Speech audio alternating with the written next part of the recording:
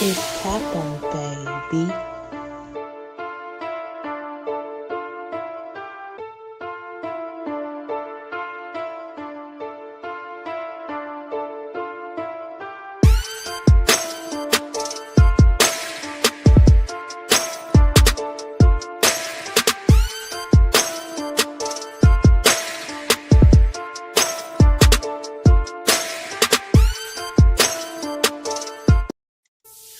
What is up, everybody? Welcome to Crunch Time Recap. I am Mel. Thank you for joining us tonight. It's a lot to get into, but not a lot to get into. So let's get right into it. Clearly, as we saw Saturday night, the Mustangs did not come to play around. We were tied at 4 going into halftime. Now, hold your horses, because clearly, as you can see, the Crunch end up winning this game 13-5 or 13-4 rather, excuse me. But as you can see, the man holding the horse or the Mustang, whatever you want to call it at this point, is the man of the match who ended up being Admir Suljevic. Admir had 5 goals on the night, so that shows you where his mind was. As we spoke with him earlier, he was already in the zone to get ready for this game.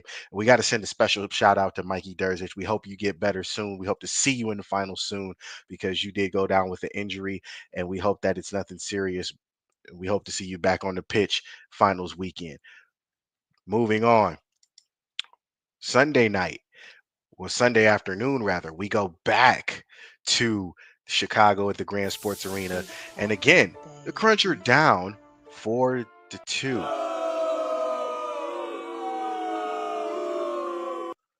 But once again, the Crunch do come back and win 8-5. So that eliminates the Chicago Mustangs from playoff contention. Sorry, but it is what it is. And with that, the Crunch end up It's taking Kapo, over the weekend. baby. They end up being regular season champions. I'm gonna put that up early because I was supposed to put that up at the end, but I'm gonna put it up right now because they end up being regular season champions for the first time in a long time. But that's not the bigger picture. The bigger picture is at the end of Sunday's game, Jacob Roberto, who had 2 goals on the night, ended up being man of the match. So that Jacob was on fire. Like Jacob played like a man possessed. Shout out to Jacob Roberto. We've had got to get you back on the show at some point before finals weekend. As we take a look at the final stats for Saturday and Sunday, Admir again, Saturday night had 5 goals, 1 assist. Peeble had 3 goals, 1 assist. Schmidt, 2 goals, 1 assist. Now Omar silently making his name known in the world of indoor soccer. 1 goal, 2 assists. Bozak, 2 goals, 1 assist. And Wolanski ended up being with 1 goal. Now, if you pay attention to the bottom of the screen, yes, Sammy did have an assist, but we saw the return of Bobby. Bobby, glad to have you back on the pitch. Glad to see you back out there, and you looked like you were shaking off the rust pretty well. Sunday stats: Admir, 1 goal, 3 assists. Roberto, 2 goals. The 2 goals that sparked, actually, the goal in the second half sparked the surge of the second half, turned the whole game around. Omar had 2 assists. Arriaga had 1 goal. Parker, 1 goal. Sammy, 1. Schmidt, 1. And Zool, 1. These guys know how to play in the second half. Coach Manfoot knows how to make the adjustments. It's just no way that Coach Manfoot is not going to have this team prepared. And that's what you got to worry about if you're in a team coming into this finals weekend looking to beat the Crunch. It's not going to happen easily. And if it's not going to happen easily, you guys are, whoever it is, you guys are going to have your work cut out for you. Now, take a look at the final standings. As we can see, 3 out of the 4, well, actually 4 out of the 5 spots are covered. Obviously, Crunch, top seed. Amarillo's number 2 behind them. Toronto's number 2. Their season's been over, I think, since last week. So the only way they can jump over Amarillo is if Amarillo loses next week, well, this coming weekend against Colorado. But I don't see that happening. Amarillo's trying to get that and lock that second seed up. Omaha has the fourth seed. As you saw, Toronto is third, but Omaha has that all important fourth seed because 4 and 5 have to play into each other.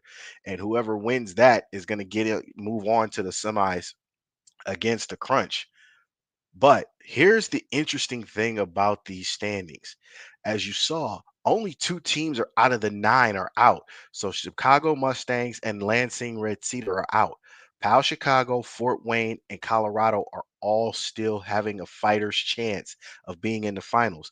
And three out of the four teams that are, the bottom 4 through 7 are playing each other. So Pal Chicago has a makeup game with Lansing on Sunday, April 6th, and Amarillo plays Colorado on Saturday night, April 5th, and Fort Wayne plays Omaha April 5th as well. So this is going to be interesting to see who gets that all important fifth spot or who even gets a chance to get that fifth spot.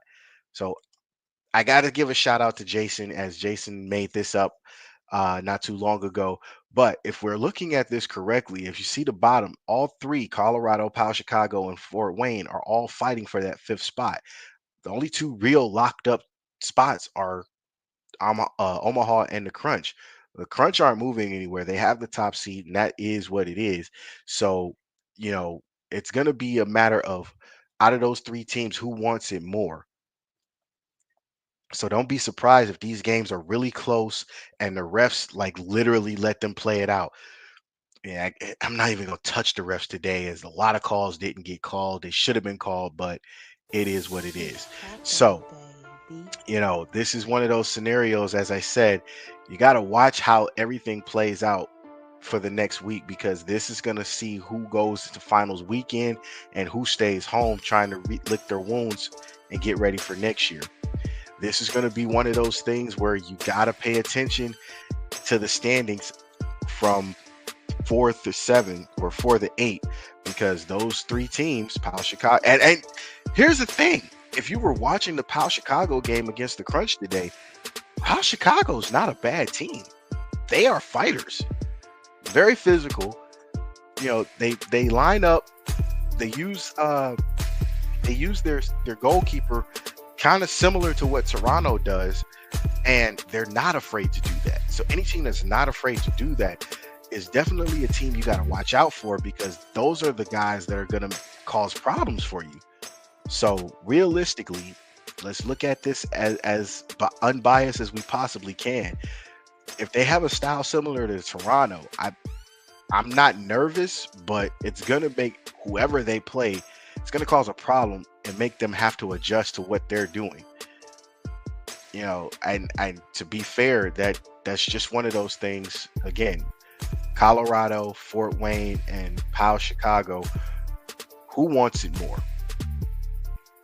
It's really what it is. Who wants it more? And that's all I got to say about that. So, with that being said, It's Kapo. we're going to probably end this one on a good note because I'm so happy that the regular season is over. Everybody on the Crunch gets to heal up. Coach Manfa gets to study and make sure everybody's ready for practice or training, whatever you want to call it, for the 2 weeks off. Literally 2 weeks off leading up to Friday. So it's going to be something worth watching. So with that, I am going to send a very special shout out to our sponsor, Clarissa's Confections. Get over to her and order your treats. I'm going to close it out with a commercial, and then we're going to see you guys later.